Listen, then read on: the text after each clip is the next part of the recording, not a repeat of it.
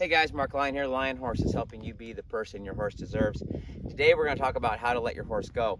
So what I see sometimes is we turn our horses out to go run, and so we turn them loose, and we like watching them run around there and buck and kick and have a good time. So what happens sometimes is we'll let them go, and then we're like, shoo shoo, and we want to go watch them run around. Well, what happens is it develops a habit where every time a horse gets loose, he runs off and goes to run around and he thinks it's playtime.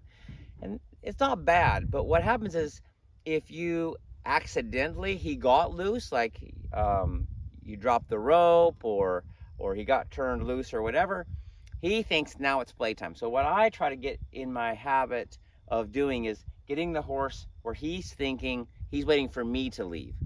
So when I turn him loose, I take the halter off and then I leave first. And then that way he's like, oh, I guess he's leaving. And then he gets to, go run around if he wants to. But it's not like I turn him loose and then just say, shush, shush, and watch him go buck around.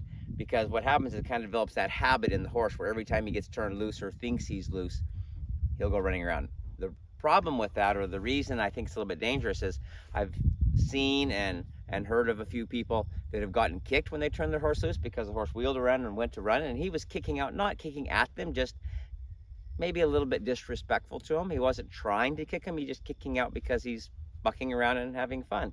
And then I've seen a couple people get a rope burn on that. Maybe they stepped on the rope and got it around their ankle or something, and it jerked them off their feet when the horse went to leave, or they got their finger in the halter or the buckle and injured their finger when they went to leave. So I don't want that horse thinking that it's like on your mark, get set, go. Whenever you take the halter off, he just takes off. I want him waiting for me to say, hey, I'm done for the day. Thanks so much for the great time we had today. We will see you tomorrow. So I'm going to take the halter off here and show you what I do when I turn them loose.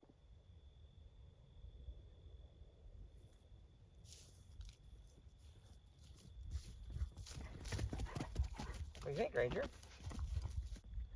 So anyway, that's how I do it. I just kind of let my horse go. I leave. He can go do whatever he wants. If he wants to run around, he can, or he can just go to grazing.